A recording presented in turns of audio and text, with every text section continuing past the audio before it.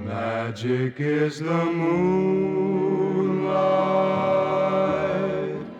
on this lover's June night as I see the moonlight. マイデイズ TV をご覧の皆さん、こんにちは。池田エライザです。左利きのエレンという作品でエレン役を演じさせていただくんですけれども、エレンはいわゆる天才と言われる画家の役なんですけれども、やっぱりこう天才を演じるっていうプレッシャーはあれど、天才と言われているけれどもエレンも一人の女の子として人生があって生きていて、そういう部分を細かく演じることでよりエレンを身近に感じていただけるんじゃないかなと思いながら日々撮影しております。エレンだけじゃなく神尾楓珠さん演じる光一くんだったり、本当にユニークな個性豊かなキャストの方々が人生を更新していく、そこがすごく魅力的だと思うので、皆さんにぜひ見ていただきたいです。よろしくお願いします。わー、すごい、めっちゃ美味しそうだね。ワインをさせていただいてもいいでしょうか。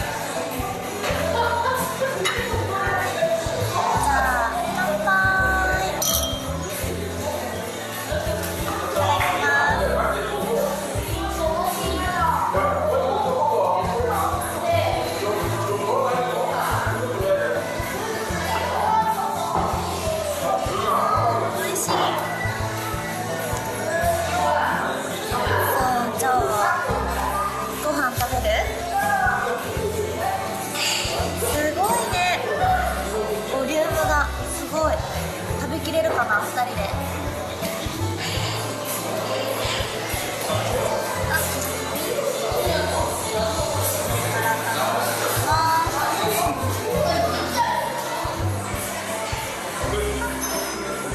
待って、切れてない。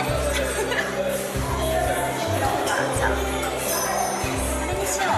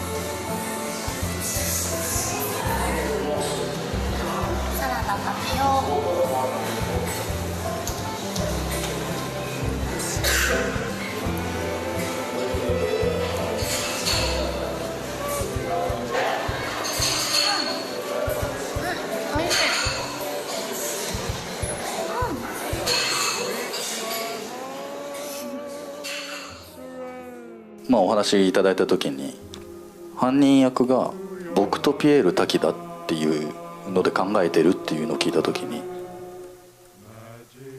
これはこの監督はふざけてるのかなってまず思うし、何があっても監督のもうせいではあるなとは思ったんですけど、これで俺らで大丈夫なのかなって思いながらも、なんとか監督が形にしていただいたというかですね。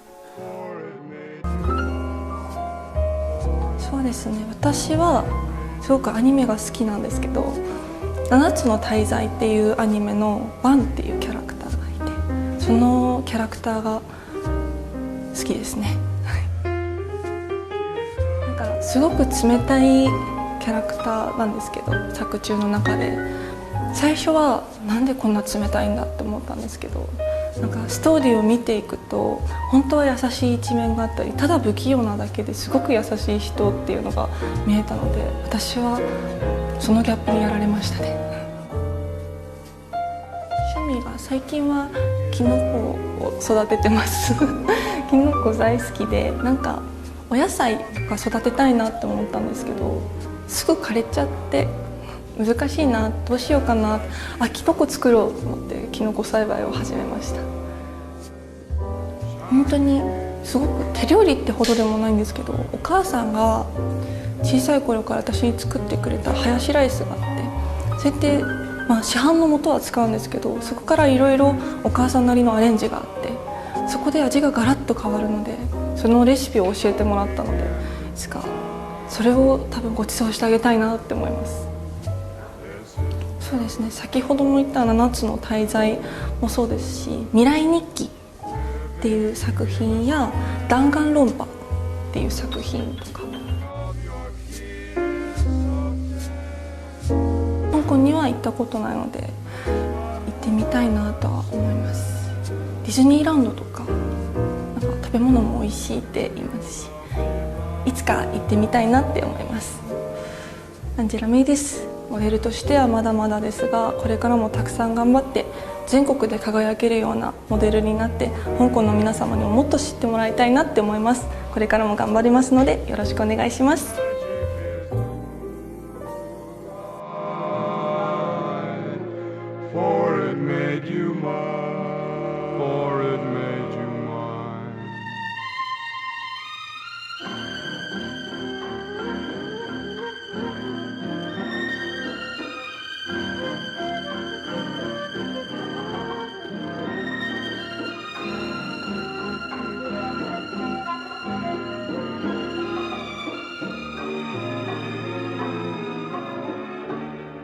Living in the splendor of your kiss so tender makes my heart surrender to your love divine. Magic is the more than any June night. Magic is the moonlight, for it made you mine. For it made you mine. For it made you mine.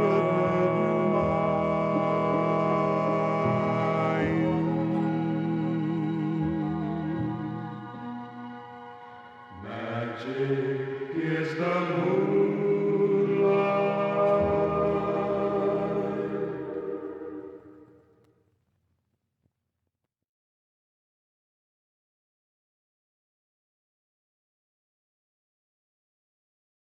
Live from Television City in Hollywood.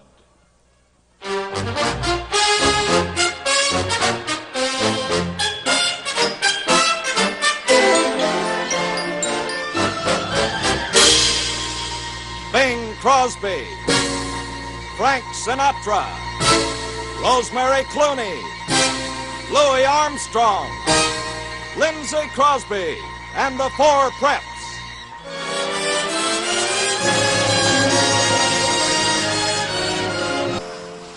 Dear captives of the coaxial cable, some friends of mine in the trades have come here to show you how, precisely how, or roundabout, jazz music is made. Well, you take some skin, jazz begins. Take a bass, man, now we're getting someplace. Take a box, one that rocks. Take a blue horn, New Orleans born. Take a stick with a lick. Take a bone, man, hold the phone. Take a spot, cool and hot. Now you has jazz, jazz, jazz, jazz, jazz. Little two-ton song.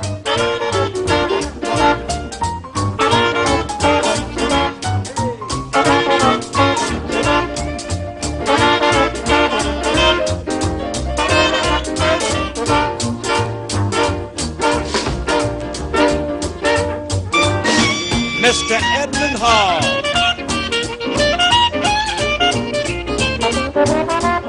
That's from a young, long rock.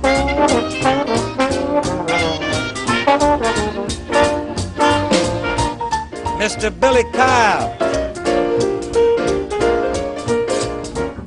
There goes Squire Gertie. Watch him. He's a mess.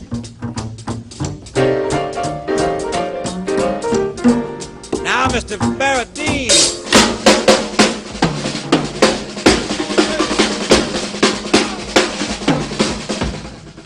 Listen to, well, you know who.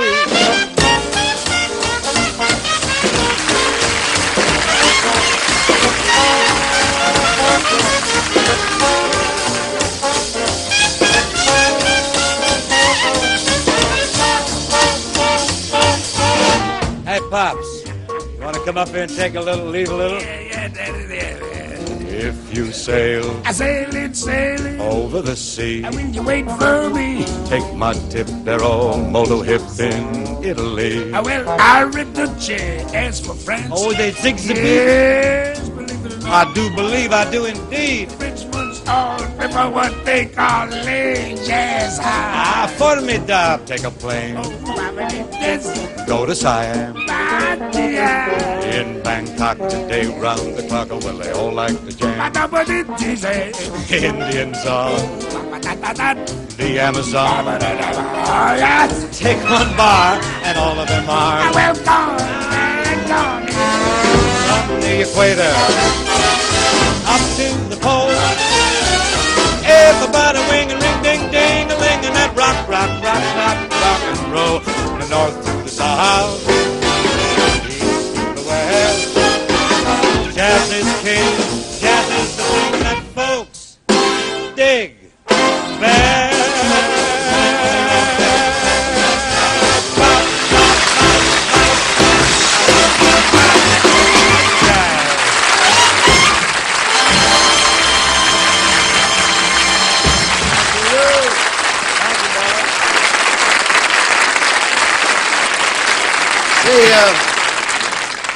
Professor A, Say that, Professor S. shall we delve into the history of the BLUZ? Proceed. These are the blues. Nothing but blues. The blues. Oh, they say some people long ago were searching for a different tune, one that they could croon. Only they can. They only had the rhythm, so they started swinging to and fro. They didn't know just what to use. This is how the blues really began. They heard the breeze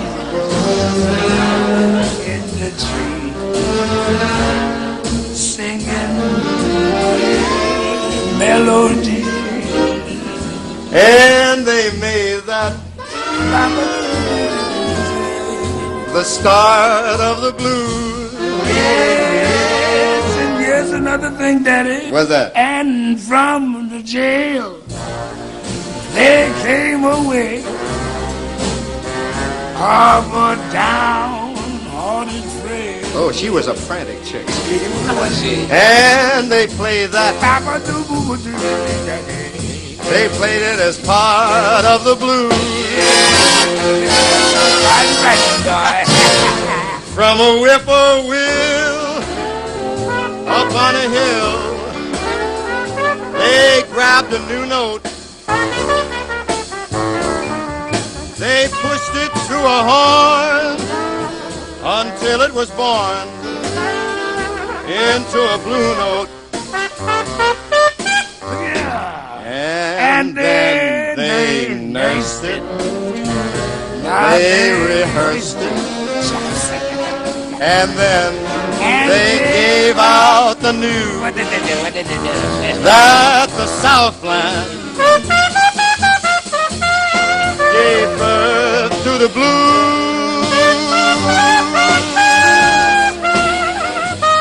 Yeah, they nursed it, and then they rehearsed it, and they got out that news that the Southland, they gave birth to the blues.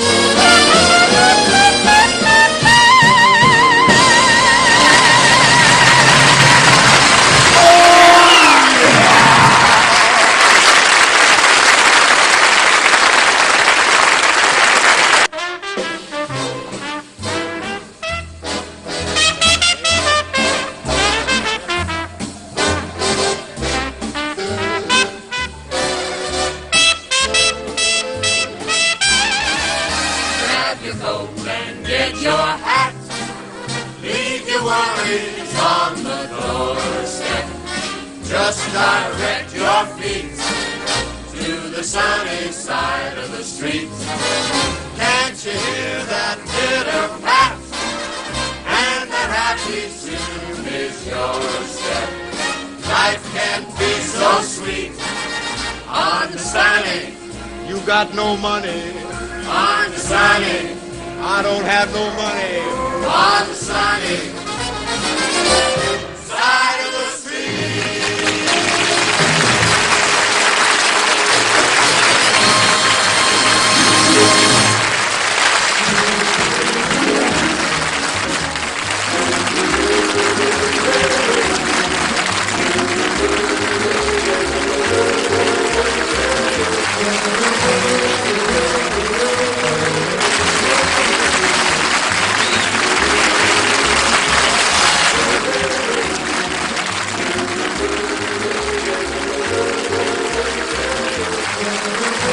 Is it murder or an act of mercy? See Richard Kiley and Beatrice Straight in Studio One tomorrow night on the CBS television. Gentlemen, I now place myself in your hands, and go ahead, make me a star. You won't regret it, Dad. There's a whole new audience waiting for you. Oh, man, I could use one. What do you want me to do? Let's take the same song. Yeah. This time we'll give you the intro. Very well, I'm putty, gentlemen. Pure putty in your hands. Wait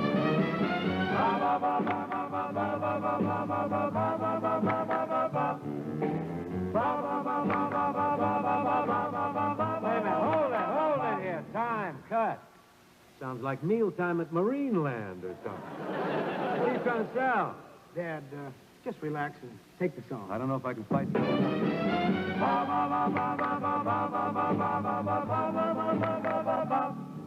Please. Hold it.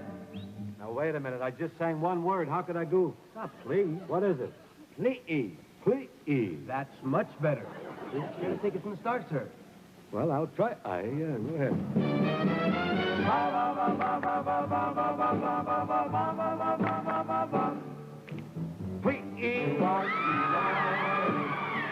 Lend your little ear to my plea. Lend a ray of cheer to my plea. Tell me that you love me too. Oh, you move. Oh, yeah, I'll get it. Move. Give me a chance. Here we go. Whoa, please. Let me hold you tight in my arms. And live that I could find the light in your charms. Every night, my whole life through. Won't happen again. Watch it now. Your eyes reveal that you have the soul soul of an angel. White as snow. How long must I play the role of a gloomy? Whoa, please. Say you're not intending to tease. Speed that happy ending. And please, I'm sorry. Tell me that you love me too.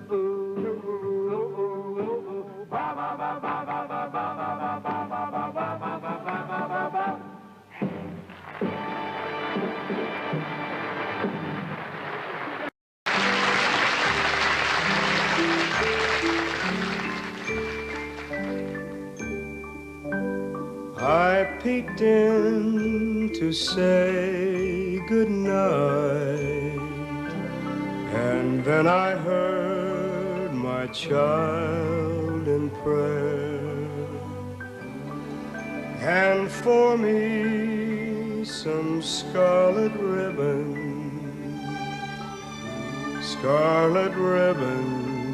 for her hair. If I live to be 100, I will never know from where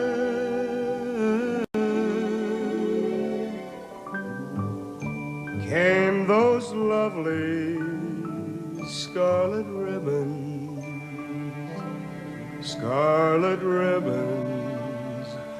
for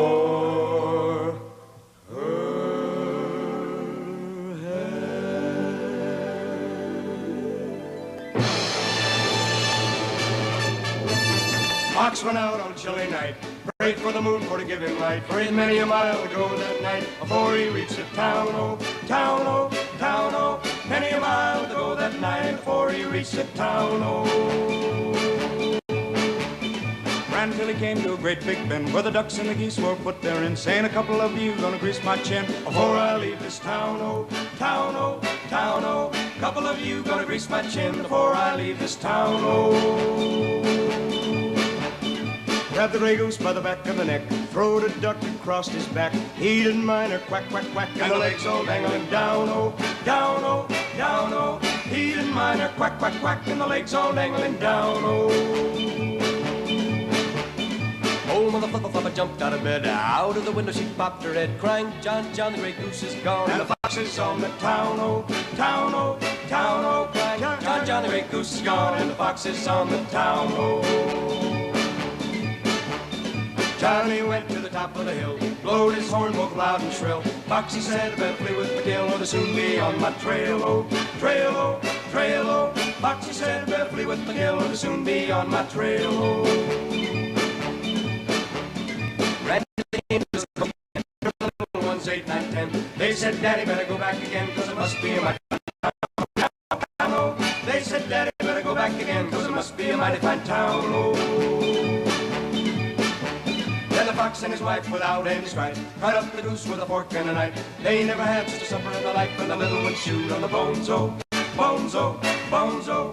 They never had such a supper in their life when the little ones chewed on the bones, oh, bones, oh, bones, oh. bozo.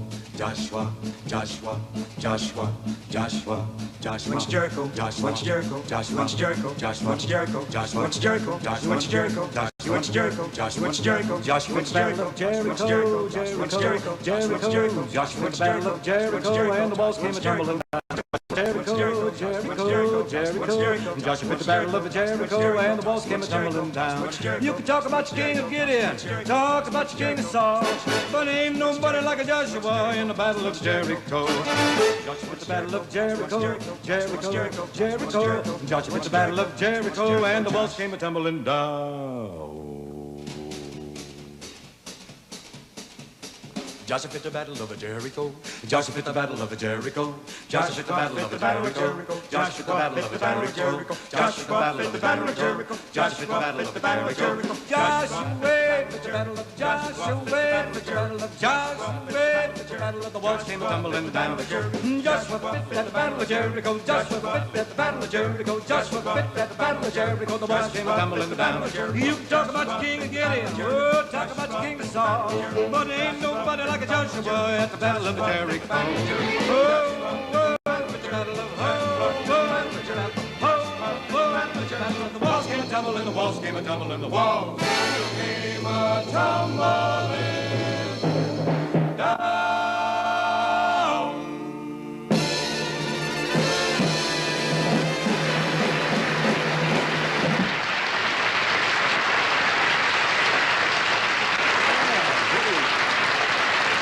Hey, Dad. Bring your dancing shoes with you tonight? Oh, I wear my low cuts continually. You never can tell where I might bump into Fred Astaire and have to lay a few new capers.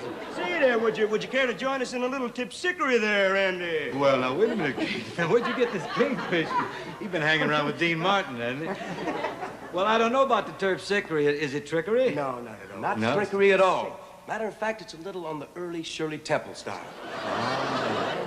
Early Shirley Temple. Well, I can...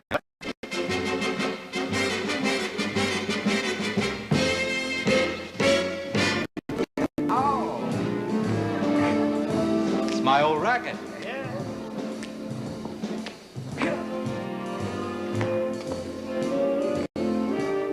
You fellas like this as well as dancing? It's working. When did you work?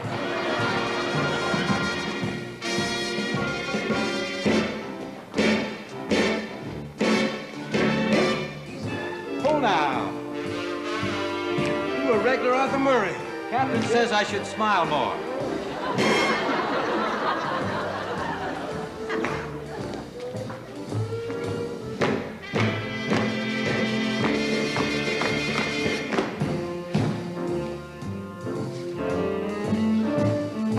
You been dancing long, Dad? About 30 seconds. Riding home.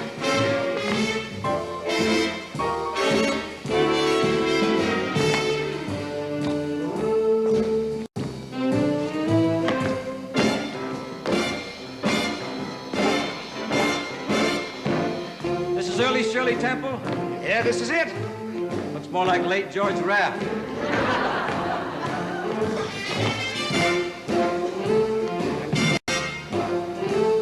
Oh, yeah.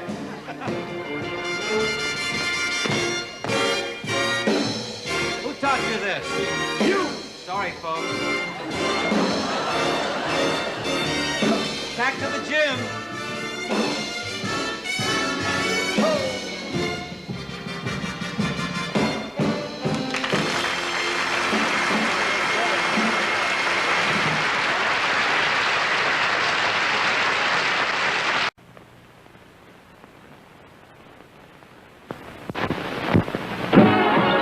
There's more to life than just living. It's not all sweetness, it's not all life. There's always taking and giving. The kiss and make up each time you fight, it's just what you make it. It's tears or it's fun. Your neighbor's hand when you shake it, and the one who waits when the day is done. There's more to life than the hassle. A smile can make a home seem a castle if someone's sharing the laughter laughter and strife, then life is more than just living. 'Cause if you're living with love, that's life, that's life. The Bing Crosby Show, brought to you by New Formula Whisk. Whisk puts its strength where the dirt is.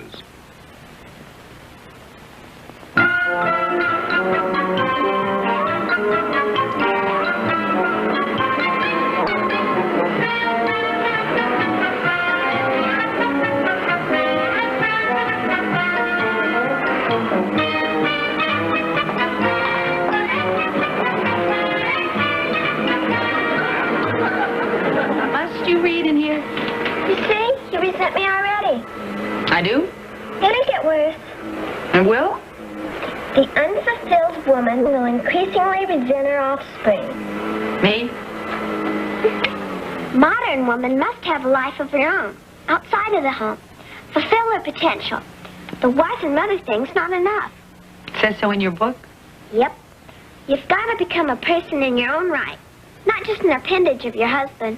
What's that? A complex. Well, I feel fine. Wait. Oh? I'm not blaming you. Well, that's nice of you. Daddy holds you down. You're afraid to stand up to him. That's in the book, too? Well, the implication's clear. What would it be like if we never taught our children to read at all? You ought to read this. What if I like the wife and mother thing? You just think you do. Psychological, huh? Mm-hmm. That. So you said. Here. You finish this. Mother, it's clean enough. Honey, Aunt Lulu's coming tomorrow, and I want this place to be spotless. You're also suffering from rupophobia. From what? It means a morbid fear of dirt. The liberated woman.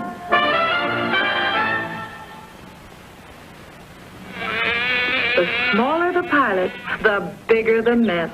That's one reason why some parts of my laundry get dirtier than others. So I use New Formula Whisk. Unlike powders, Whisk puts its strength where the dirt is. Use only half a cup. Pour some full strength on the extra dirty places, then add the rest to clean your whole wash. Whisk washes everything cleaner. Whisk puts its strength where the dirt is.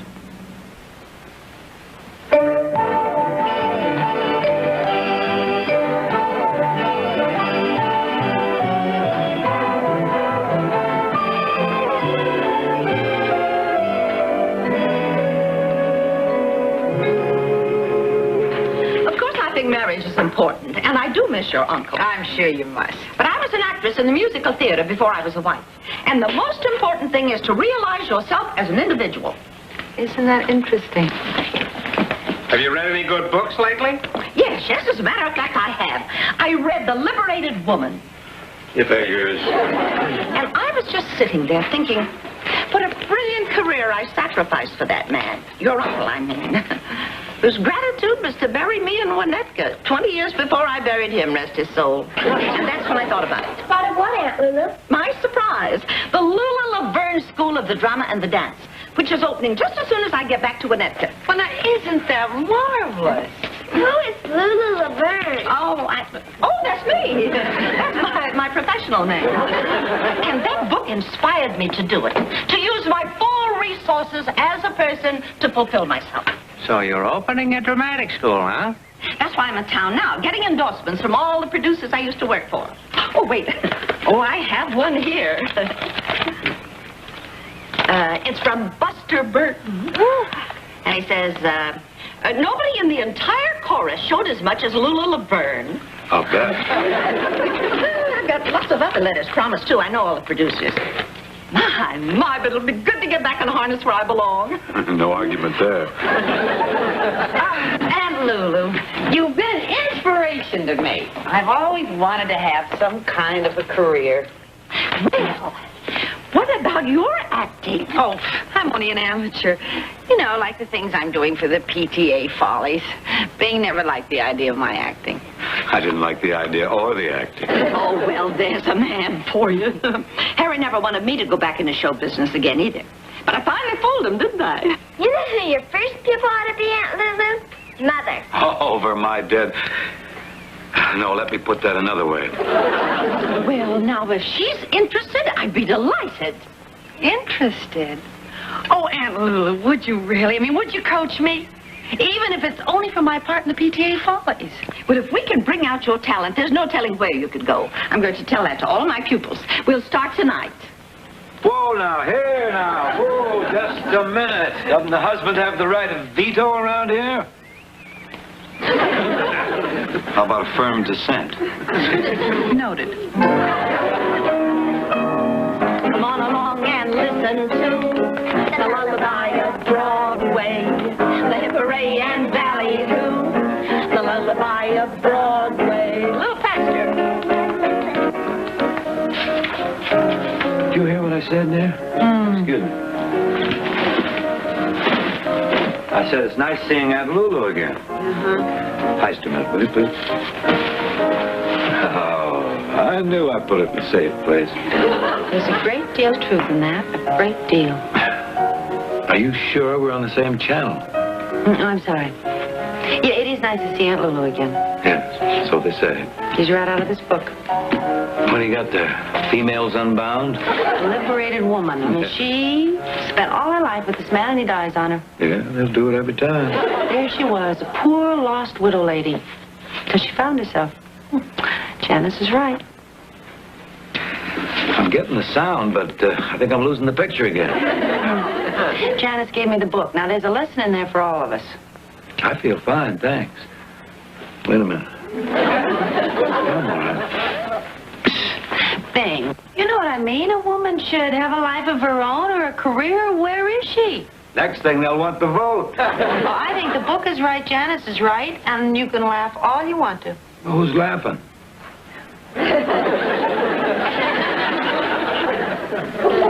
What's the matter? Did you get a bad clam for dinner? I happen to be practicing. Aunt Lulu says you must observe the gamut of your emotions. Oh. Well, take your best shot, darling. We can always get another mirror.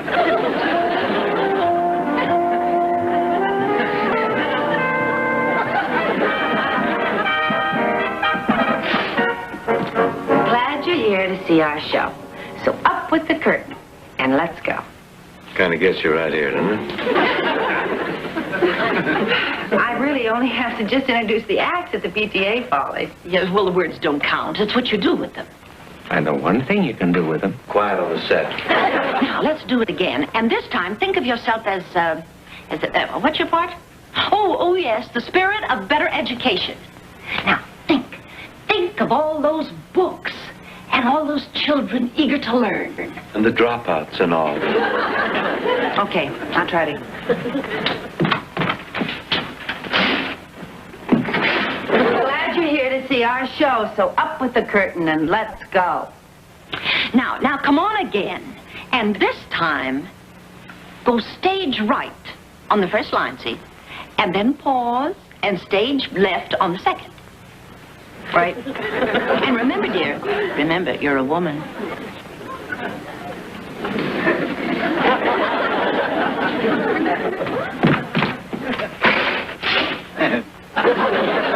We're glad you're here to see the show. So up the curtain and let's go. Now, we can't have those kind of carry-ons on in our schools. Well, you have to expect opposition. I do. Oh, I do. But I'll tell you something. You have talent, and we're going to do something about it. Now, you come on again. And this time, try this gesture at the end. Okay.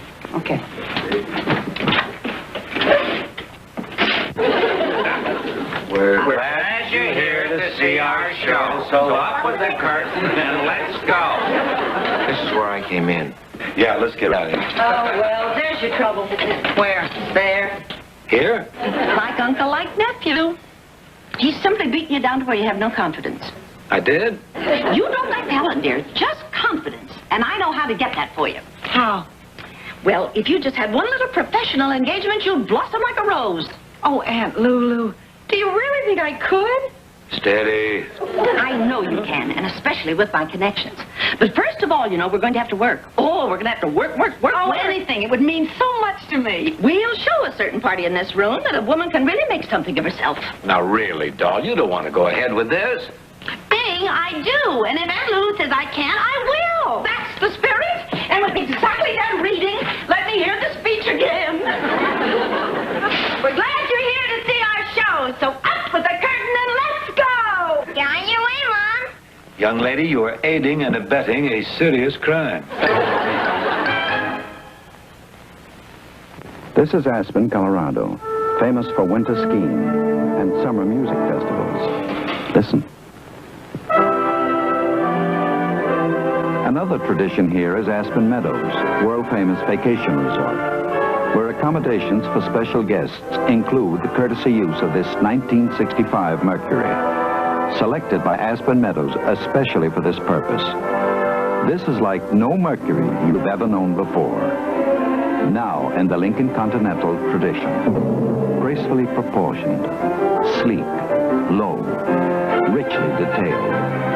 This Mercury delivers a virtuoso performance along the rugged mountain roads, so quiet you can hear the music rising from the valley below.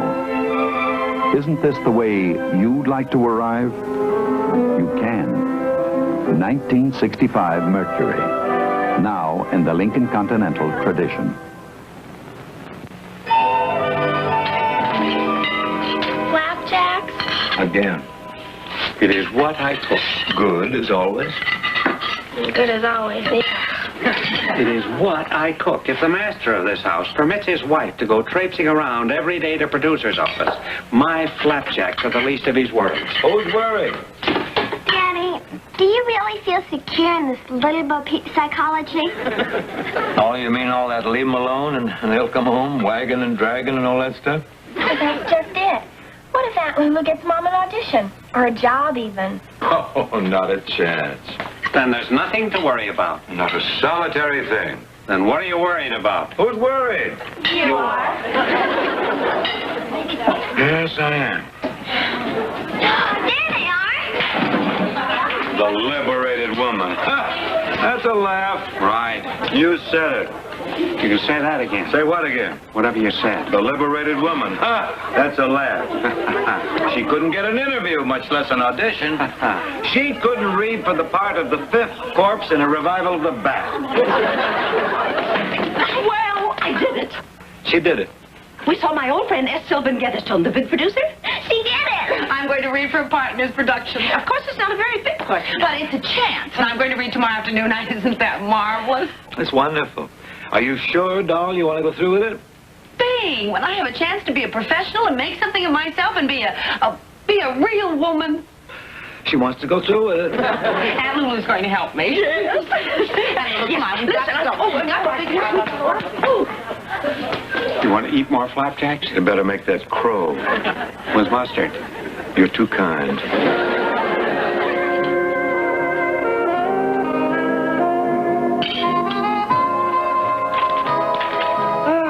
There isn't much time to prepare, but we do have most of tomorrow. Are you nervous? Oh, a little.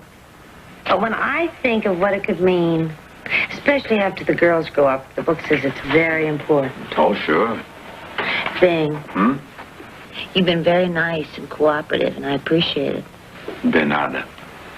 Aren't you going to wish me luck? Oh, you bet. I mean, really wish me luck. Lots of luck. Oh, just think, this time tomorrow, a star may be born. Oh, well, not a star. Why not? If you're going to fulfill your potential, you might as well go the route.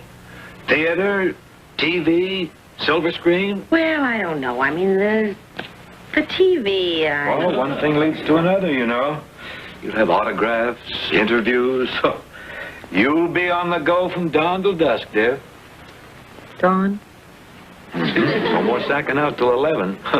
5 o'clock in the morning, up for still pictures, interviews, personal appearances, parties with the titans of Tinseltown. But all the time, we'll be standing right back here in the wings rooting for you. Well, that's nice. And we'll all be together, won't we? Possibly on occasional weekends when you're not on location or Off to some film festival in Firenze.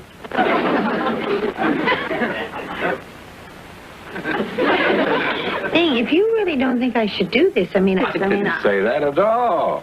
We'll be on standby while you skyrocket to fame.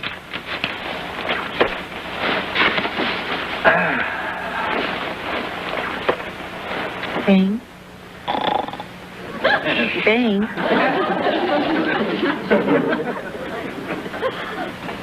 I know you're not asleep. You can't fool me. I know what you sound like when you snore. I'm just tuning up, really.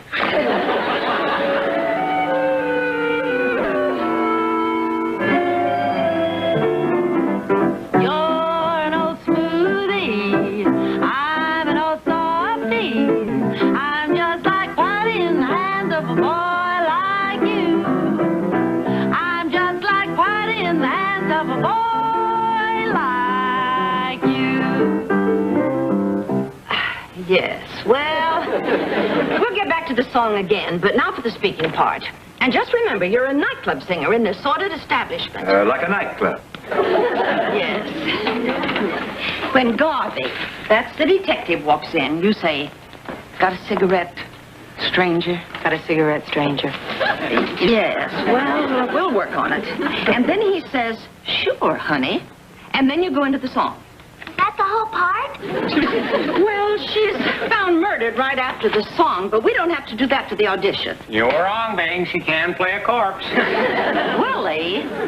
Willie, you play Garvey the detective. Oh, no. Wouldn't Okay. that be great? We find two scintillating stars living under the same roof. It'd be great. Of course you can handle it. You won a gold medal at Erasmus High for Spartacus at the Bridge. That was the classic. Oh, look, let me see.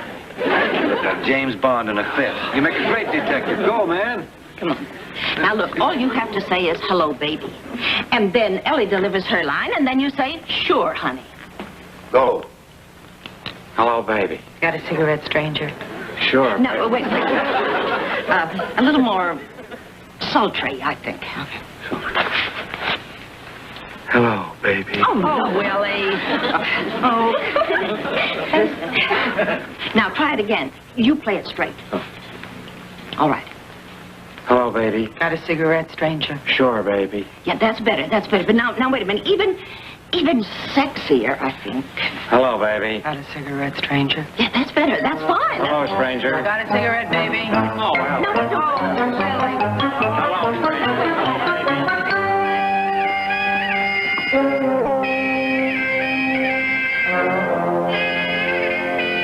It's 15 minutes late already. Oh, well, that just shows you how important Mr. S. Sylvan Getherstone really is. I guess. Sit down, dear, and relax. Especially the larynx. I'm not even sure I brought it. Well, of course, you're a little nervous now, but once you're in there performing, it all goes away. I think it's gone away already. What's my line again? Oh, yeah. Got a cigarette. And you're an old... Smoothie. I know it by heart. Well, now you just say to yourself, "I'm going to be great. I'm going to be great. I'm going to fulfill myself as a person. I'm going to fulfill myself as a person. I will do what I really want to do." I will. Mrs. Collins, Mr. Getherstone will see you now. Ah. Here you go. Here I go.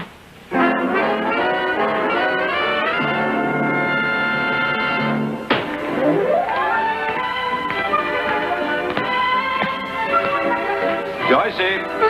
I'm running a little late for my golf game. Could you make me up a sandwich while I change clothes? Now? Yeah, I'll munch it on the way. Right now? Well, I wasn't thinking of midnight snack. Sandwich, huh? Swiss cheese and ham on rye. Swiss for that movement you're trying to capture, and ham for the way you're going about it. Honestly, Daddy, I really don't feel I have time for menial tasks right now. I'm expressing myself. I'm liberating my body, freeing myself as a woman. If Mother can set the example, then I really feel I should follow it. I get the message.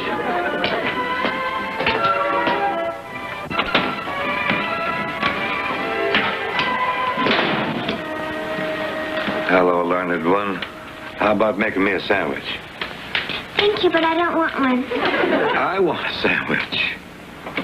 Oh, Daddy, I'm awfully wrapped up in this. Oh, I think your homework can wait a little while now. It's not homework. It's my short story. After all, I can't very well instigate my mother's newly found freedom without developing my own potential as a female. Oh, I perish the thought. Well, I perish from malnutrition.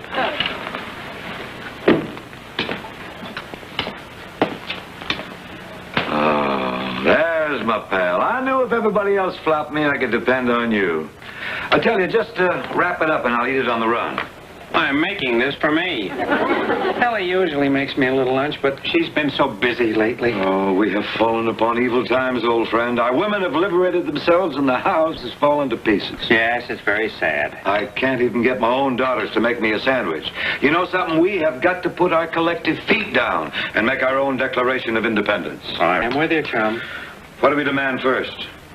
All I can think of is getting back to normal. Oh, yes. We had it so good then. In the shade. Of course, we mustn't ever let them know it. Hey, Bing, come back with that.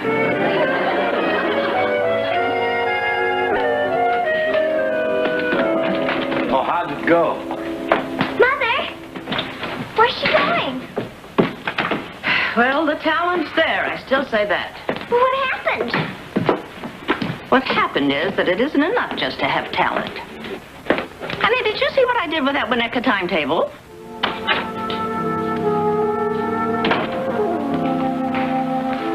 What happened, Al? What happened was it was awful. Oh, now it wasn't all that bad. Yes, it was. I was there. I ought to know. All right, so it was awful, but what?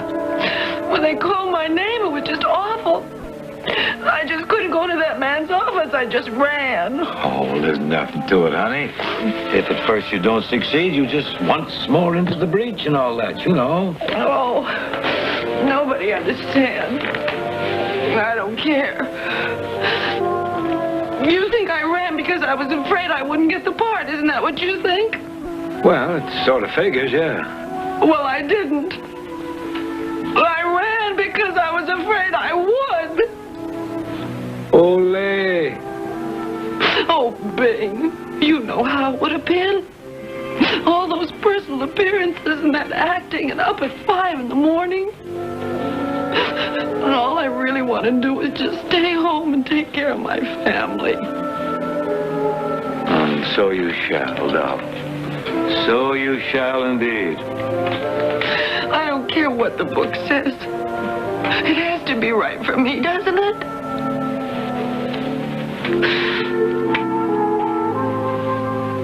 Welcome home, Mama. Welcome home. The Bing Crosby Show will continue in a moment. A woman's born to softness, and that's the way it is. A soft and magic creature some man will call his. What makes a woman feel beautiful? A soft and lovely complexion. Today, there's a new Lux. It softens your skin, softens as it cleanses. Look at Lux. The shape is new. Feel new Lux. Feel its special blend of beauty ingredients soften and moisturize your skin. For Lux Beauty Lather does not dry. It softens as it cleanses. A woman's born to softness, and that's the way it is. Care for the womanly softness that is naturally yours with today's new Lux. It softens as it cleanses.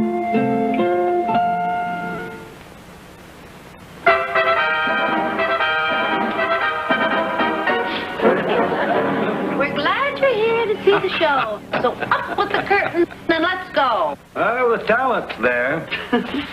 Only for the PTA. Well, for me. No regrets now, career-wise? No, not really. Although it's a little depressing to discover you're nothing but a born homebody. No, it's the backbone of the nation. That doesn't mean that that book is not right for some women. I suppose so. And it doesn't mean that if Darryl Zanuck walked in here with a contract that I might not just jump at the chance. He wouldn't dare. Well, don't be so sure. You know, maybe we ought to pick up that long-term contract we have for you, huh? Wife and mother? Oh, I'm not forgetting the sweetheart clause. There is that, isn't there? Options every 15 minutes. You'd be so nice to come home to. You'd be so nice by the fire while the breeze on high sang a lullaby. You'd be all that I could desire under stars chilled by the winter, under an August moon burning above. You'd be so nice, you'd be paradise to come home to. And love. That's beautiful. Bing, Yeah? do you think I have a little talent? Oh, of course. How much? Well, someday I'll write you a nice, fat fan letter. You send photos? Oh, yeah. I like an 8 by 10 in sepia, huh?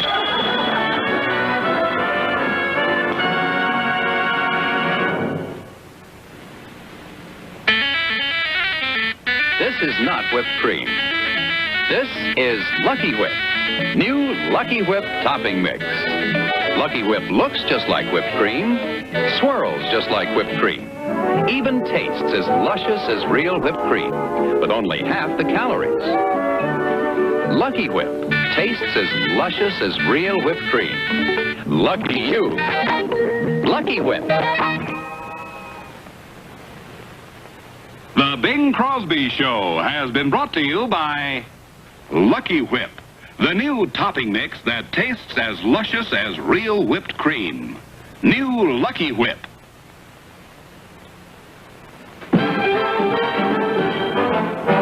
A wake-up kiss in the morning, a good night kiss every night. It all adds up, yes, it all adds up to make the living so right. You've simply got to give each day so much work, so much play. And when the day is through, have someone you can hurry home to. The warmth of people around you, to share the laughter and strife. Oh, it all adds up, yes, it all adds up. The home, the kids, and the wife. Yes, it all adds up to love, which adds up to life.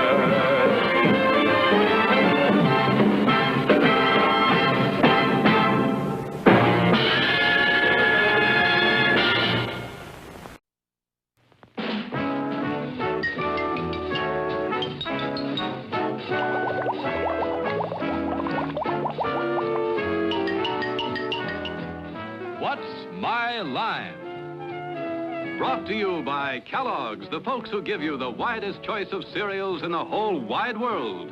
All the great grains in the forms you like best. Yours from Kellogg's of Battle Creek. Now let's all play What's My Line?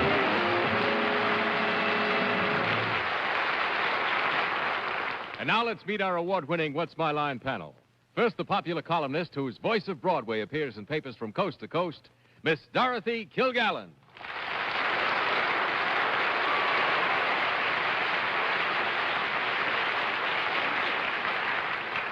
And now it's a great pleasure to welcome back one of our favorite guest panelists, Robert Q. Lewis.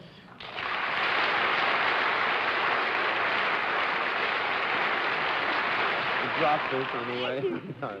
To my left, a most delightful young lady and the best darn tie straightener on this show, Miss Arlene Francis.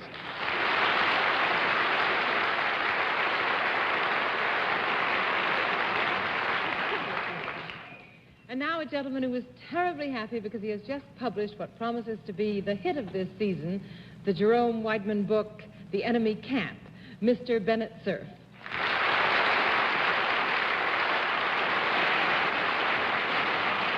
Thank you, Arlene. And now our panel moderator, who knows every word in the lexicon, probably because he walks up from Grand Central Station on Lexington Avenue. Ooh, la! Our boy, what's his name again? John Charles Daly. John Charles Daly.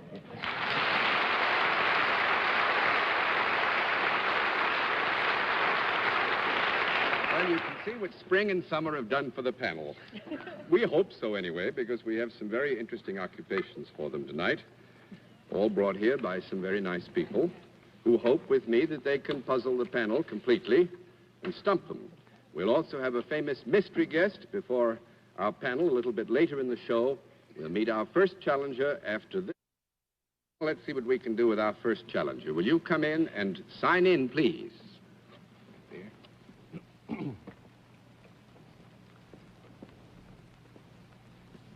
David H. Brown. That right?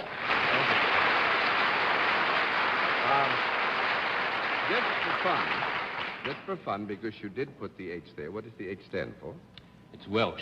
Howell. Howell? Howell. Howell. Welsh, yes. And what does it mean? Does it have a translate into something? No, it doesn't. Actually, it's just a Welsh name. Oh, fine. Where are you from? Redondo Beach, California. Redondo Beach, California. Well, you have come a long way.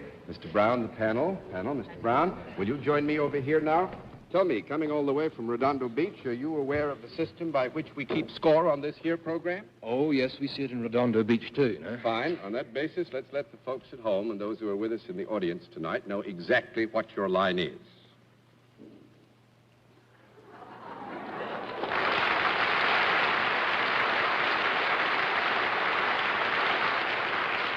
All right, panel, Mr. Brown is salaried. And let's begin the general questioning with Arlene Francis. Mr. Brown, do you work for a profit-making organization? I do. You're wearing a blazer, which is very becoming to you. Do you have anything to do with the out-of-doors, Mr. Brown? Yes. Whatever you do, you perform out-of-doors, do you? Generally, yes. Is it a service of some kind? No, I don't think so. Well, now, if I may, a small conference. Right, it is. Actually, what I just had to explain that in our broad terminologies, we would consider this a service, yes. Mr. Brown, is there anything sportsmanlike about what you do? I do hope so. Vaguely, I suppose. So vaguely, as a matter of fact, that in I'm going to get fear a no. of misleading the panel, we'll give you a no. That's Thanks one a lot. down and 9 to go, Mr. Sir. Mr. Brown, Redondo Beach suggests water, the Pacific Ocean. Do your activities include any use or reference or connection with water? Definitely, yes. Oh, they do. Do you sometimes wear, in the carrying out of your duties, a uniform quite different than the one you're wearing tonight? No. In other words, I would have to put the question in its full frame of reference. You would perform your service as you are dressed now and would You not could wear any perform. other costume. I certainly wouldn't, as I am dressed now, but I wouldn't wear a uniform. Well, now, we use a uniform. Let me have a small conference. I'd like to have one with him myself. He looks like it. Yeah. I think, Bennett, that we will have to agree on the specifics of exactly what Mr. Brown now tells me he wears, that you get a no. That's 2 down and 8 to go, Miss Kilgannon. Could I get the question back? Because now I'm thoroughly confused. The question was basically, did Mr. Brown wear a uniform, something other than normal clothing? Mr. Brown does say he would not wear his blazer to do his work, but at the same time he is dressed normally for workaday work. In other words, it wouldn't be any great clue if you came in wearing exactly what you wore to work last Thursday. Not at all. We wouldn't gain a thing by it. So I take it you don't go into the water, if you can help it. On occasion. On occasion, I... With his clothes on, With a suit on? No, but that is not the norm. Only on occasion does he go into the water. Actually, it's not required, right? Right. Are you on any sort of means of transportation when you're near the water? No, I'm afraid not. 3 down and 7 to go, Mr. Lewis. Just out of curiosity, Mr. Brown, does your work in any way entertain? Yes. Would the means toward that entertainment involve others than human beings? Would others than human beings be involved in what you do? Oh, yes. Would there be, animals? Some form of animal life? Yes. Well, I don't know much about Redondo Beach. Do you work then for a profit-making organization which might be compared to an aquarium or a zoo or something of that sort? Yes, I do. Well, I just have to have a while. Are you a keeper or a trainer of animals of some specific type? Yes. They are in the fish family, I trust. No. Mammal family. 4 down. There we go, Miss Francis. You Well- fell into that one. Are they in the mammal family? Yes. But they're seagoing mammals, Yes. Would any of us ever wear a coat that might come from one of these animals? I'm afraid not. No octopus coat. 5 down and 5 to go, Mr. Sir. And you have nothing to do with seals. Well, I No. mean, Not in this particular. not in this one. But are these animals that, would it be possibly in the walrus or whale class? Yes. Which one? Well, to start in at the top, have you anything to do with whales? Yes. You don't train whales. Do you? You train whales? How can you train whales?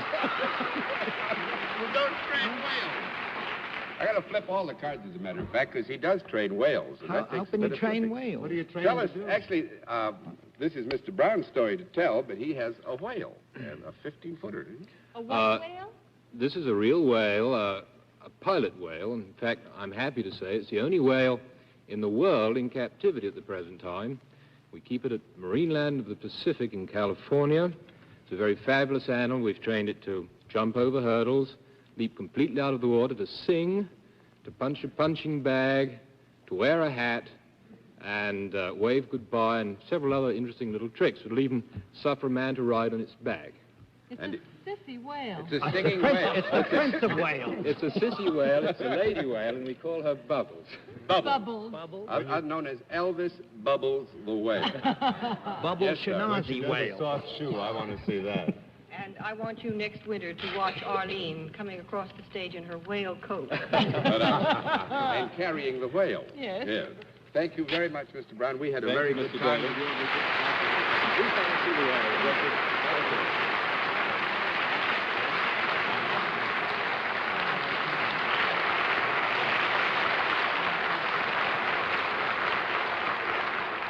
Very good, panel. You're on your mettle tonight. I thought we'd give you a real rough time with that one. Let's see what you can do with the second challenge. Would you come in and sign in, please?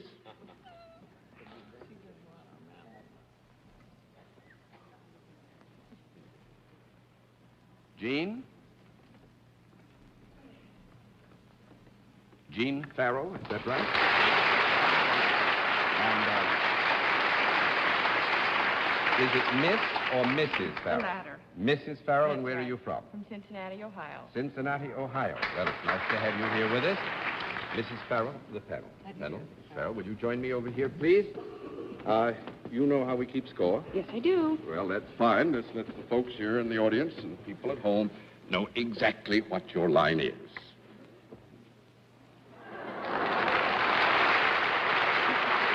All right. Panel, Mrs. Farrell is self-employed, and let's begin the general questioning with Robert Q. Lewis. Miss or Mrs. Farrell? Mrs. Farrell. More's the pity.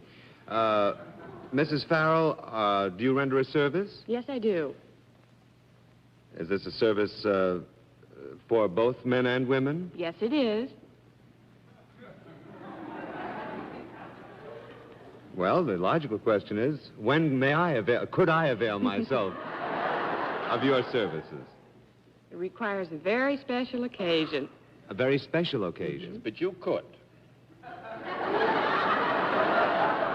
I don't know if I'll let you know later, John. Mrs. Farrell, does what you do require more than a high school education? No, it doesn't. 1 down and 9 to go, Miss Francis. Oh, I thought I would get a yes, it does not. Oh, no, of course not. Well, never mind. I haven't been here for so long. Please, You're not here now, old boy. I know. Miss Francis? Mrs. Farrell, you too look healthy and out of doorsy. Is what you do an occupation that keeps you out of doors? No, it isn't. That's 2 down and 8 to go, Mr. Sir. Mrs. Farrell, do you have the privilege of instructing or advising people in any way? Yes, to a certain extent. What's that face, John? The question was so broad that it would be difficult to give you an answer that was exact. But I want to give you an exact answer because Yes. I don't want to mislead you. Well, Would I'll you like narrow to it put down the a bit. question again? Yes. Mrs. Farrell, do you teach or instruct in any way? No, I don't. That's 3 down and 7 to go, Miss Gilgal. Satisfied, John? When people avail themselves of your services, Mrs. Farrell, do you speak to them? Yes, I do. Do they come to you both sexes at a time? Yes, they do. Is there anything romantic about their coming? Not at all. What? No, not at all. 4 down and 6 to go, Mr. Lewis. Do you then not work for a government agency? No, she's self-employed. Oh, I beg your pardon. See, I'm not here. Is there, the people come to you, both men and women come to you, are these people attached to each other? What? I mean, by that, Like Siamese? hardly physically, Mrs. Farrell, but are they married people who come to you? You mean, do they have to be married? Is this a requirement of their... Can they be? Thank you, Dorothy. Yes, can they be? can Well, be. then don't be misled. People can come to see Mrs. Farrell. They can come singly. They can come together. They can be married. They can be single. They can be going with one another. They could hate each other's temperaments. You never can tell. I think you got a yes. I think so. In your work, Mrs. Farrell, you work indoors as opposed to outdoors. There is no special garb required for what you do. Is that correct? That's right. There is no special garb, no. To do what you do, would your training necessarily involve more than 6 months of study? It would not. It would That not. makes it 5 down and 5 to go, Miss Francis. You work indoors. Do you work in a large enclosure? No? No. No. 6 down and 4 to go, Mr. Sir. Does the service that you give, Mrs. Farrell, involve either food, drink, or clothing? No, it doesn't. 7 down and 3 to go, Miss Gilgallen. I'm going to give you 1 minute more. May we assume, Mrs. Farrell, that there is no product that's important to your work? Yes, You are yes, you may primarily a service person. You talk to these people who come to you. Do you also do something else for them? Yes. Do you write anything down? Yes, I write. And you say that it's a special occasion when they come. Well, she said it would be a special occasion when Mr. Lewis came. This all by itself would make it as well. There you are. Always a Actually, special this is occasion when he comes. They will come to see Mrs. Farrell because they have a special Reason. mission which they wish to be executed. And do you accomplish this particular thing while they are there rather than afterwards? Not necessarily. No. 8 down and 2 to go. I'm going to give you 25 seconds more. This doesn't only happen in Ohio, Mrs. Farrell. There are people like you all over the country, are there? Yes. Yes. Can we have a conference about it? 10 seconds. What do you Little think? babies. What about something like a private detective or summons service? Not No. Mrs. Farrell. No. Private Okay. detective over Maybe. I've heard just enough. babies? I'm turning all the cards over because you might as well know now that Mrs. Farrell is a bill collector.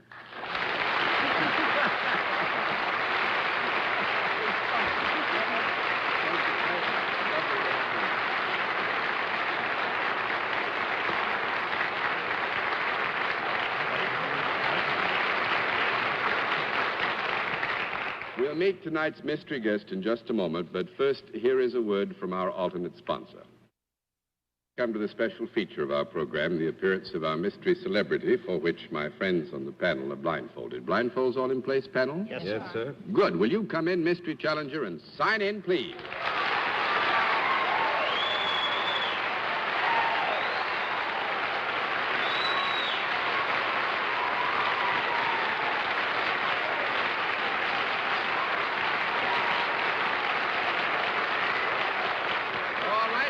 Panel, you know, in the case of our mystery celebrity, you go to a different form of questioning. You will ask one question at a time, in turn, moving clockwise. And let's begin with Bennett Cerf. Those are very intriguing whistles. Would you say that you are even more curvaceous than the two ladies on this panel? Huh? Yes. I'm sorry that it's necessary for the chair to amend that answer. You get a no. 1 down and 9 to go, Miss Kilgallen. Are you an entertainer who does something other than just acting? Yes. Mr. Lewis? Are you also a singer? Yes. He's a dubious singer. Mr. Dubious. Mr. Dubious. Are you a television personality? Yes. Mr. Cerf? Do you sometimes sing songs about crying and things like that? Who doesn't? Was one of your big hit songs, did it have something to do with crying? No. 2 down and 8 to go, Miss Kilgallen. Okay, are you Julius LaRosa?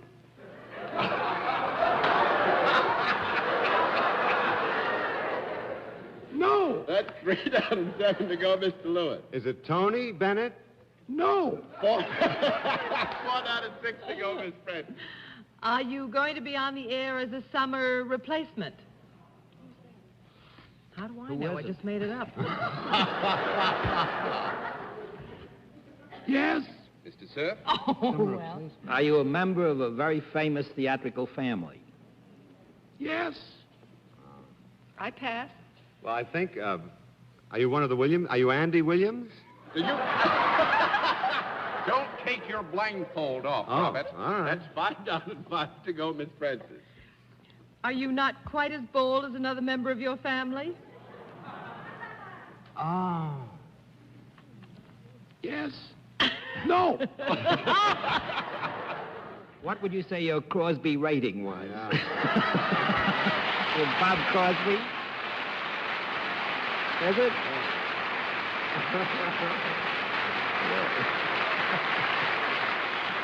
Bob Crosby? I still think we should have made him say which one. I did say Bob. Robert. I did say Bob. The audience is, Bob. He said Robert, I believe. Oh, he I gave you didn't that hear Robert. distinguished I said bit, you know.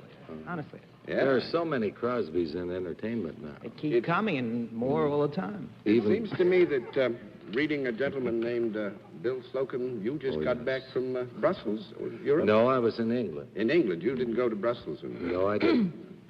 I think it was a very amusing column. Oh, he's a wonderful guy, John. Well, we have both known him a great time, but I think it must be pleasant for you to read a column like that, because the substance of it was that Mr. Bob Crosby is a very nice person, and to that we say amen. He is a very nice Thank you, person. John. I think the nicest thing about it was that I thought Bill Slocum wrote about, well, other things than people in show business, and when I met him, when I talked to him, it was entirely unsolicitous. I didn't know that he would do a column on me. Well, he sure did, man. He did a wonderful column. And the now only thing is, he said one thing in there. He said, this might be the Crosby that people think Bing is, and luckily Bing is fishing off of Alaska, else I'd blow my allowance. Well, when he gets back, I was with Bing at his golf thing. I was there with you, too. Yeah, and you were out there. We fought it through together and had a wonderful time. Give both Miss Kathy and Bing my regards. Oh, Kathy's wonderful. Yeah. To clean up 1 or 2 small items here, because I think it's something we should note. Your question was asked if Bob was a summer replacement. He is a most distinguished one. He's a summer replacement for a gentleman named Dr. Perry Como on another network whose initials are NBC on Saturday night. I always follow the best singers. Well, thank you, Robert. We had a wonderful time having you with us. Thanks a lot for coming.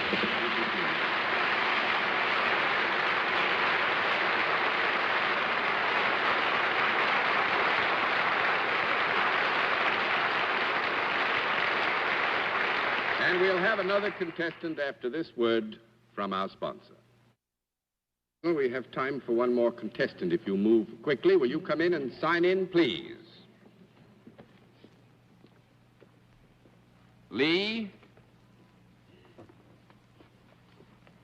Keener. Is that right, sir? Hello. Mr. Keener, where are you from? Yuma, Arizona. Yuma, Arizona. Mr. Keener, the panel. Mr. Keener, will you join me here? You know how we keep score, sir? I sure do. I've been watching your program a long while. Thank you. Now let's let everybody except the panel everywhere know what your line is. Exactly.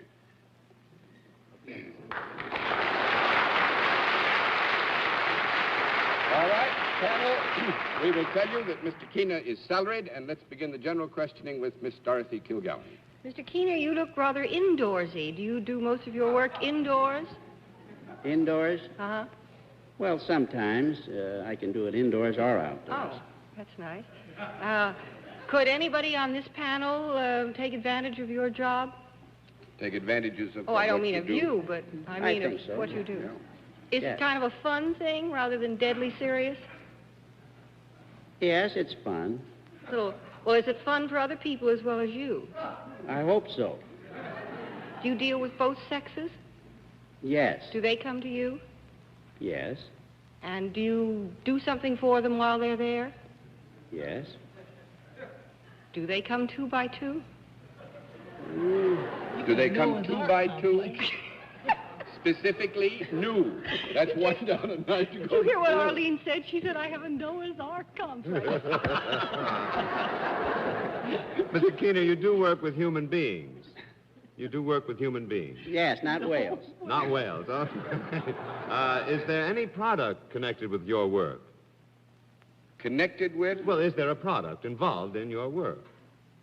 Were I to go No, to Mr. Keener? not by the terms of our program. 2 down and 8 to go, Miss Francis. Do you ever touch the people that come in contact with you? Well, the nice ones.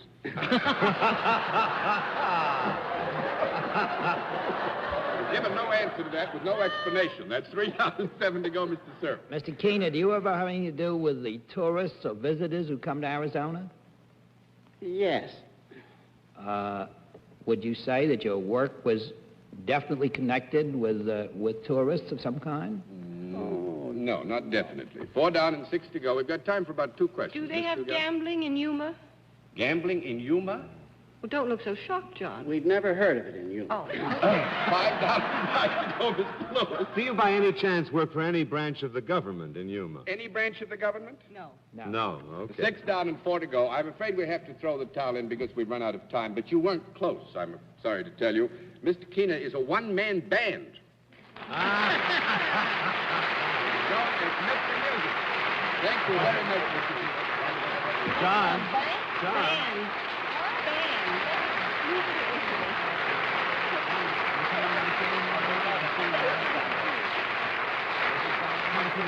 And on that happy note, until next week, this is John Daly saying good night, Dorothy Kilgallen. Good night, John. Good night, Bob. Come again. You are a great help. Thank you, Dorothy. Good night. I want to put that man on my show tomorrow night. Is that all right? Good night, Arlene. Good night, and I'll straighten your tie anytime. Good night, Bennett. Good night, John.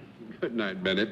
And it's nice to have had you back with us, Robert Q. Thanks. Next week, by the way, Jack Lemmon will be here, warming that particular place on the panel. It'd be nice to have him back, too. And thank you, ladies and gentlemen, for being with us on What's My Line? If you'd like to attend our broadcast and see the panel and our guests in person, write for tickets to What's My Line, CBS Television, 485 Madison Avenue, New York, 22, New York. Transportation for contestants on What's My Line is arranged by American Airlines.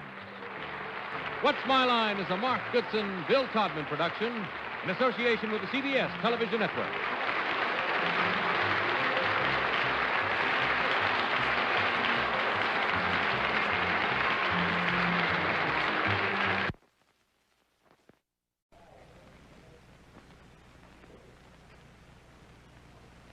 What is your name, please? My name is Wilfred Deno.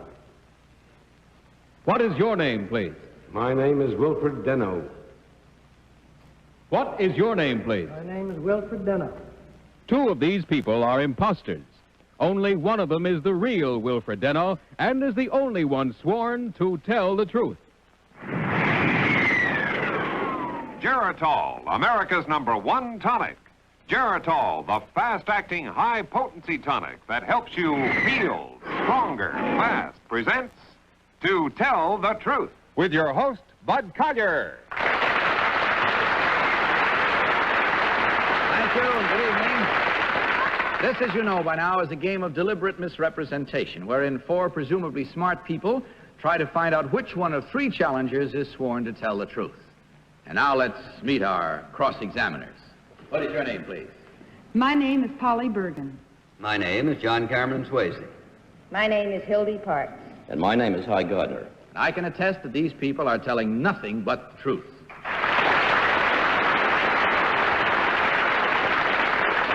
Now, these three people all claim to be Wilfred Denno. Only one is the real Wilfred Denno. The other two have assumed that identity, and of course, they don't have to stick to the truth. Now, panel, in front of you is a copy of an affidavit. Will you please listen and follow while I read it? My name is Wilfred Denno. I am married and the father of one son. During World War II, I served in the Navy as chief warrant officer in the Pacific. Although my hobby is boating, my job demands a major part of my time, since I am the warden of Sing Sing Prison. I swear that the above statement is the truth, the whole truth, and nothing but the truth. Signed, Wilfred Denno. These three people all claim, panel, to be Wilfred Denno, warden of Sing Sing Prison. Now remember, if you will, that only the real Wilfred Denno is required to answer your questions truthfully. Each of you will question until you hear this signal. At the end of 4 minutes, you'll be asked to register your vote for the one person who, in your opinion, is the real Wilfred Denno. And let's start this evening with Hy Gardner. Hy? All right, number one. It seems silly calling a warden by a number. What does the name Clinton Duffy mean to you, sir? I believe he's a warden in some other state. Number two, what does the name Clinton Duffy mean to you? Well, I've just heard it in literature. I see. How about you, number three? Well, I understand he's a warden. I don't know him. I've heard of him. I see. Would you know whether Duffy ever wrote a book that became a motion picture? No, I would not. Would you, number two? No. Would you, number three? I read a book. You read a book? That's nice to know that a warden reads books. Number two, I would like to know what the population of Sing Sing is, sir. Approximately 1,800. Approximately 1,800. Polly Bergen. Polly? Number one, I understand you were in the Navy during World War II. That's correct. Could you tell me, what is the highest non-commissioned officer in the Navy? A chief petty officer. Number two, could you tell me the highest non-commissioned officer in the Navy? Chief petty officer. Number three, could you tell me? Yes, chief petty officer. Number one, what exactly are the requirements to become a warden at Sing Sing? Any specific requirements? Well, I imagine you must have acquired some experience at some time or other. Number two, do you know of any specific requirements for being a warden? Yes, you must come up from the ranks, starting from a guard on the way up. John Cameron Swayze. Number one of your predecessors was particularly well known. Does the name occur to you? Warden? Warden Laws. That's correct. He had a very definite belief regarding capital punishment. What was it? Well, I really couldn't Number two. say. Well, I couldn't say. Number three. He was opposed to it. Now, he also had a very definite belief about the convicts that came to Sing Sing, how long they should serve, the length of terms, the division between this man and the other man. Can you tell me what that was? Well, of course, he did not fix the length of term. It was fixed by the court. I appreciate that, but he had a belief about the division of convicts. I think he felt that when he felt that the prisoner had reformed, it was time to let him go, to get back to society. Would I be correct if I said that he said half the men in prison should be free and half should stay in prison for life? You might well be, I don't know. Hildy Parks. Number three, I see that your hobby is boating. Powercraft or sailcraft? Power, small power. I see.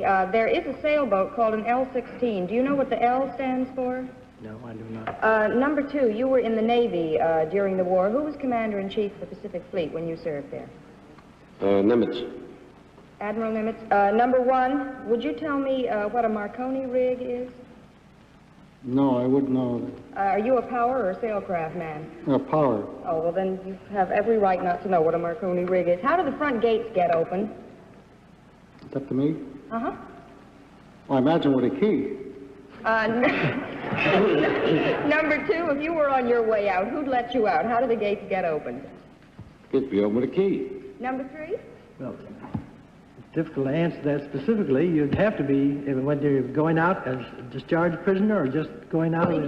We have no time to ramify. I'm terribly sorry, Hildy. We haven't. We have time now for just one final question from each of you. So, Hi, what's your final one?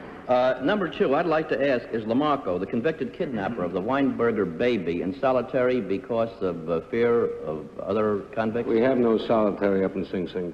Polly, what's your last one? I would like to get the answer from number three. Number three, how do they let you out of Sing Sing if you are a discharged prisoner? You sign certain papers, you get the money you've earned, they give you a suit, an overcoat in the winter, and you're given a certain amount of money and you're discharged and set free. Thank you. John? Number one, where is Sing Sing located? About 30 miles from New York. No, the name. The name of the town. Oh, Ossining. Hildy? Number two, how do prisoners arrive at Sing Sing? By what mode of conveyance? Well, it can be various. They're brought up by the local sheriff, either by train or car or any place at all, under the custody of the local sheriff. Thank you. All right. Now it's time to vote. Now, without consultation, panel, mark your ballots and select either number one, number two, or number three. May I have the ballots, please?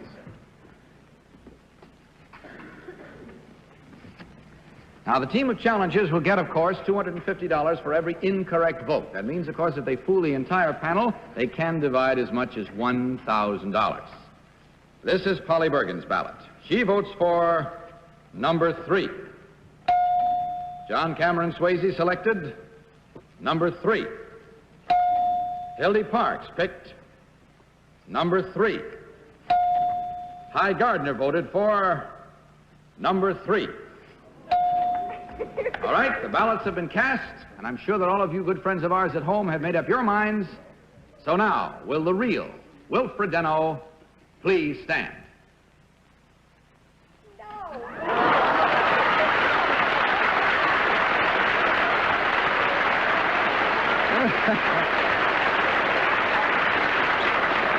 Thank you, sir. All right, let's find out about the other two now. Number two, who are you really? My name is Daniel Magan. I'm chairman of the board of Diebold Incorporated of Canton, Ohio. We try to keep prisoners out of Sing Sing. For 98 years, we've been making bank vaults and safes. Thank you, sir. And how about you, number three? You won all the votes. My name is W.B. Northrop, former justice of the Court of Special Sessions of the City of New York.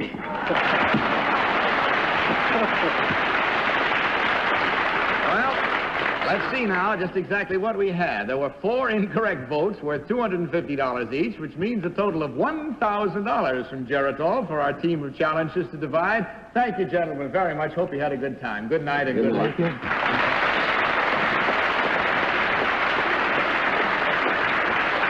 Now let's have our next team of challengers.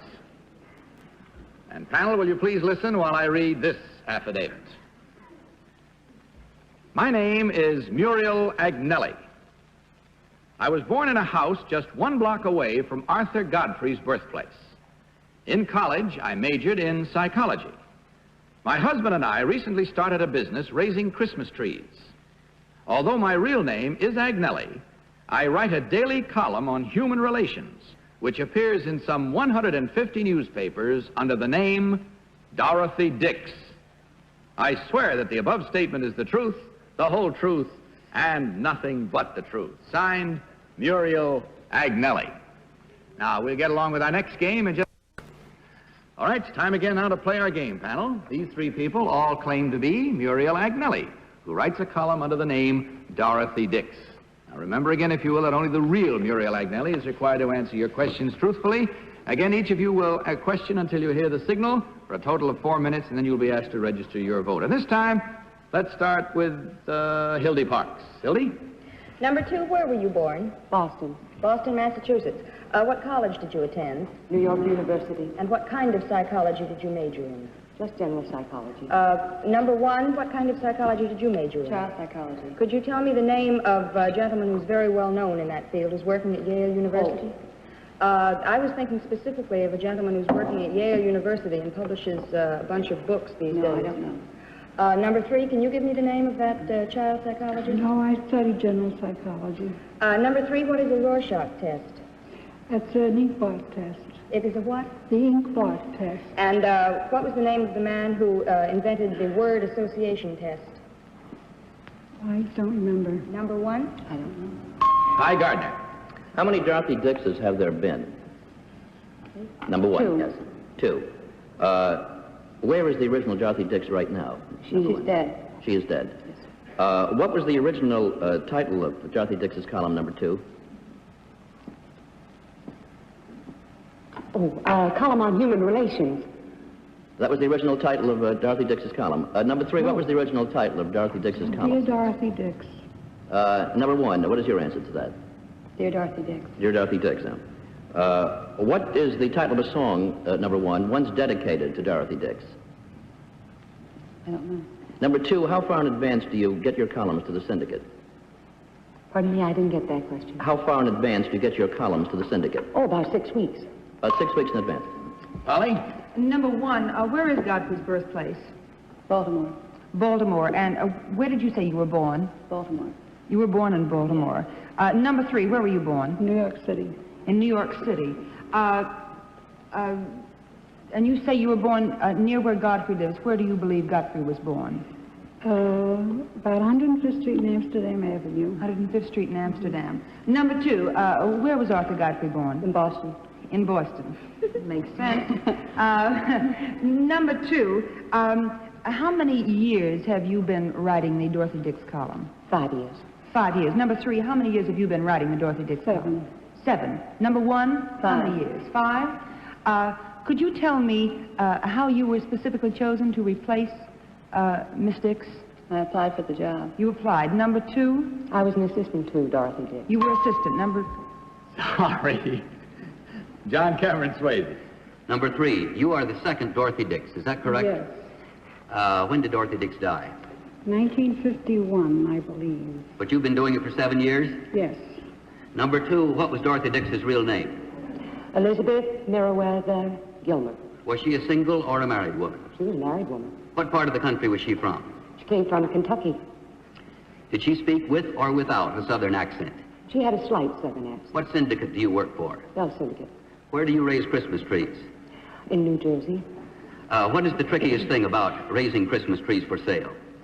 Well, there's really no trick to raising Christmas trees because all you have to do is just let them grow and just prune them a bit for shape, that's all. Number 1, how long have you been writing this column? 5 years. When did Dorothy Dix die? 1951. Okay, that's it, I'm afraid. Panel, time now for one final question from each of you, so make it a good one. Hi? Well, I'd like to ask this question. Who do you get most of your inquiries from for advice? Are they teenagers or older women? Mostly teenagers. Mostly teenagers. Number 3? No, I'm sorry, only one question. I'm sorry to call you on that high. Polly? I'd like to ask them which one is the real one. Yeah, one final question. Number 2, how many years did you say you had been writing? 5 years. 5 years. John? Number 3, what should I pay for a good 8-foot Christmas tree? Oh, an 8-foot Christmas tree, if it's a real good shape, would cost about $10. That's what I paid for mine this Christmas. I didn't get stuck then. Hildy, what's your last one? Number 3, do you know what newspaper in Washington, D.C. carries your column? And none. All right, panel, again now, it's time to vote. No consultation. Please mark your ballots and select either number 1, number 2, or number 3. May I have the ballots, please?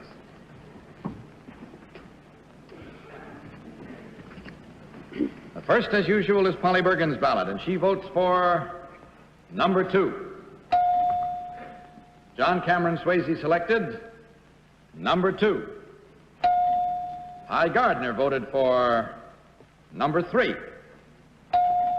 Hildy Parks voted for number 2. All right, the die is cast once again, and I hope you folks at home have made up your minds. We'll find out whether you were right. Will the real Muriel Agnelli please stand up?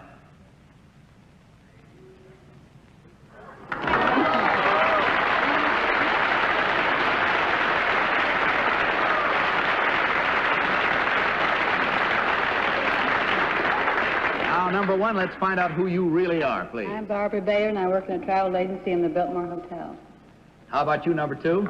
I am Freddie Nakame. I'm a housewife and a model.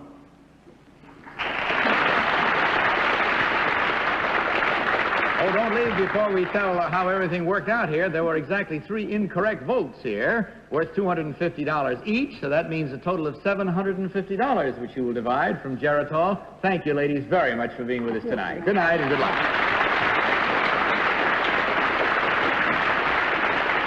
Now let's have our third team of challengers.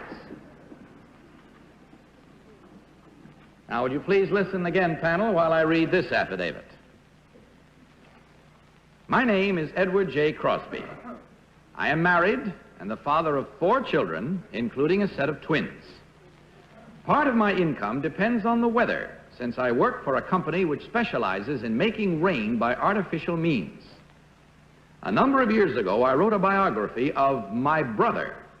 The title of the book was Bing Crosby. I swear the above statement is the truth, the whole truth, and nothing but the truth. Signed, Edward J. Crosby. All right, these 3 people all claim to be Edward J. Crosby, who wrote a book about his brother called Bing Crosby. Now, you'll each question till you hear the signal as usual. This time we'll start with John Cameron Swayze. John? Number 2, what's Bing Crosby's real name? Harry Lillis Crosby. What's the name of the golf tournament he sponsors on the Pacific Coast? I think the Bing Crosby tournament. Number 1, what's the name of that tournament? It's at Pebble Beach. Did he play this year? No. Number 2, did he play this year? I don't think so. Number 2, was he ever with Paul Whiteman? Oh, yes. Did he do a single? No, he was part of the trio. Who are the other members? Harry Barris and Al Rinker. What was Bing's theme song as he rose to fame? Number 1. The Blue of the Night. What about his golf score? What kind of a game did you play? He shoots about par. Is he better than Bob Hope? I would say so, yes. Hildy Parks. Number 3, where do you live? Colorado Springs, Colorado. And how do you make artificial rain? Is it war paint and dancing around a fire, or what? No, the principle on which you manufacture rainfall is the introduction of a chemical concoction called silver iodide into a cloud formation, and this causes the moisture in the atmosphere to congeal either into snowflakes or raindrops. Now all we got to do is figure out how to stop it, huh? Number 1, where do you live? Cambridge, Massachusetts. Cambridge, Massachusetts. Did you ever spend any time in California at all? No. Where does your brother live? Which brother? Mr. Crosby, Bing. Bing? Well, he lives in about 4 different places. He has a house in Carmel, a ranch up at Hayden Springs in Idaho, one at Elko, Nevada, and a home in West Los Angeles. Thank you. Hi, Gardner. Number 3, is that your own hair? Such? Is that your own hair? Yes, sir. I have a family failing. It's fast disappearing, but... Of course, I don't know if any of the other Crosbys have any. Do you help bring rain to the east? For instance, several years ago when we had a drought, was your firm the one that did the job? No, I'm with a firm called the Weather Modification Company in Colorado Springs, Colorado, and we've only recently had some success out there. We got a little snowfall after the president came in on his inspection. Did Gene Fowler or Pete Martin write a biography on Bing as well as you? Pete Martin wrote one that was very successful called Call Me Lucky. How many... Sorry, hi. Holly Bergen. Number 2, could you tell me where Bing Crosby's twins are stationed? No, I don't. Number 3, could you tell me? I'm not sure about that. You know, they go into basic training and they move, and this has recently taken place in their case. I see. Do you know whether they're in the United States? I'm not at all sure of that. Number one, do you know where the twins are stationed? No. Number three, could you tell me, are you Mr. Crosby's business manager? Do you work for Bing in any way? Bing's business manager is our second oldest brother, Everett, and he lives up in Poughkeepsie, New York now, but he keeps his hand in the Crosby Enterprises, Inc. Well, time now for one final question, and the first one of those will come from John. Number two, what one of your nephews, Bing's sons, appears most likely to follow in his footsteps in show business? I think Gary, probably. Hildy? Number three, I know that Mr. Crosby has investments in a number of concerns. What food concern did he go into quite some time ago that was rather successful? Well, he has a chunk of a very nice orange juice called Minute Maid. I thanked you. Hi, what's your final? Number one, what was the original name of the trio in which Bing sang? The Rhythm Boys. And a final one from Polly. Number three, what record company does Mr. Crosby record for? I think he's the prop on which Decca stands. Thank you. All right, time to vote. So, panel, please mark your ballots for either number one, number two, or number three. And may I have the ballots, please?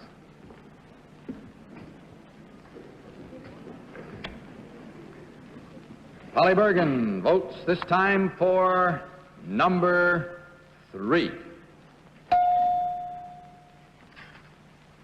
John Cameron Swayze selected number two. Hildy Parks picked number three. Hy Gardner voted for number three.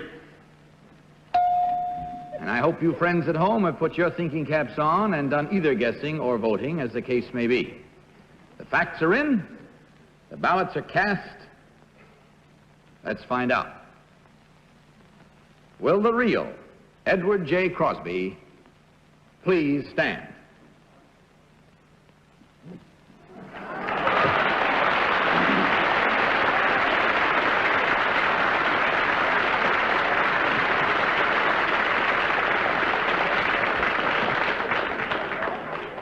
Now, number one, let's find out about you. Who are you really, sir, and what do you do? I am Captain R.B. Moore, the commanding officer of the USS Saratoga.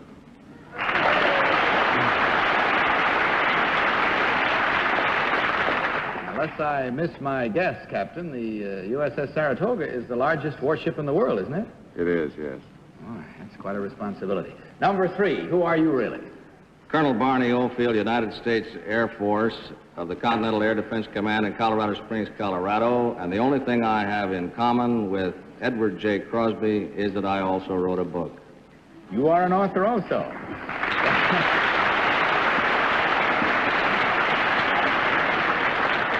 What is the name of your book, sir?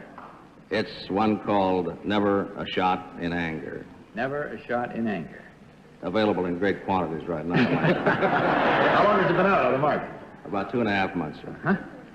Well, I'd like to ask you one question. Apparently the panel doesn't have any, but I'm real curious. Are you, maybe you've been asked this countless times, are you any relation to the original Barney Oldfield? I was named for him. When I was 4 years old, I met him, and he told me that certainly in the future people would always ask me if I was a relative, and he said there were so few Oldfields it was safe to say that we were cousins. Well, I hope you've had... Yes, you have a question? I'd just like to ask the captain one question. Is it true that Bing Crosby owns a piece of the Saratoga? We'll even try to answer that. Let's see what happened here now. There were 3 incorrect votes worth $250 each, which means, gentlemen, a total of $750 from Geritol. Thank you very much and good luck.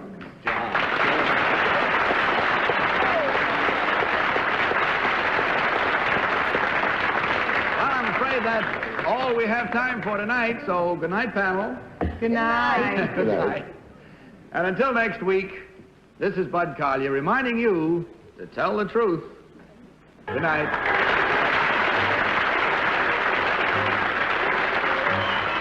Travel arrangements for To Tell the Truth are made through American Airlines. American Airlines flies our contestants in luxurious comfort aboard DC-7 flagships. To Tell the Truth is a Mark Goodson, Bill Cogman production in association with the CBS Television Network.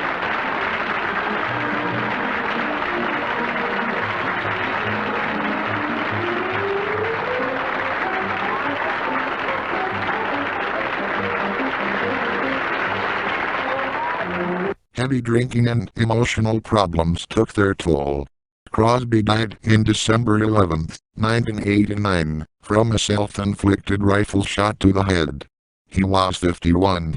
A family spokeswoman said Crosby shot himself to death in a Las Virgenes apartment after learning that the inheritance he relied on to support his family was gone. His distraught brother Dennis never recovered from Lindsay Crosby's death and died by suicide by shotgun in May 1991. Deeply distraught by his brother Lindsay's suicide and his own recent divorce, Crosby died from a self-inflicted gunshot on May 4, 1991, in Novato, California, aged 56. In January 14, 2006, Crosby's former wife, Pat Sheehan, died at the age of 74. Their son Dennis Michael Crosby Jr. died in January 15, 2010, and Patrick Anthony Crosby, born New Year's Eve 1960, died at Cedars-Sinai Medical Center in Los Angeles, in September 19, 2011, after a lengthy illness. Gary Crosby died of lung cancer in Burbank, California in 1995, and is interred at Forest Lawn Hollywood Hills Cemetery. Crosby's first marriage was to Marie Elizabeth Grounitz. They had a daughter, Elizabeth N. He married socialite June Kuhn at his home in Spokane on September 22, 1938. They had 5 children, Christopher, George, Stephen, Kathleen and Junie. Bob Crosby died in La Jolla, California, in March 9, 1993, at 79, from complications of cancer. Crosby died in January 14, 2004, in Woodland Hills, California from a heart attack, aged 69. Dixie Lee died from ovarian cancer on November 1, 1952, 3 days before her 43rd birthday. She was interred in the Crosby-plotted Holy Cross Cemetery in Culver City, California, after a Requiem High Mass at the Church of the Good Shepherd in Beverly Hills on November 3. In Leap Year's Day 2020, James Crosby died in his sleep from congestive heart attack in Las Vegas, Nevada, at the age of 82 at Southern Hills Hospital and Medical Center in Las Vegas, Nevada. Eddie Crosby died in March 17, 2018 at the age of 76 at his home in Beverly Hills, California. He died and contributing factors of high blood pressure, diabetes, fatty liver, chronic kidney disease and respiratory failure. He was buried at Inglewood Park Cemetery, in Inglewood, California. Crosby died of pancreatic cancer in Boulder City, Nevada at the age of 68 on May 31, 2018, at Boulder City Hospital in Nevada. Following Jenny in Ginza, Wiglaze Ikeda, Pierre Taki, Natsuki Kawamura, and Angela Mae watches Crosby massacre and recently only divorced. This film was presented by Toho Company Limited.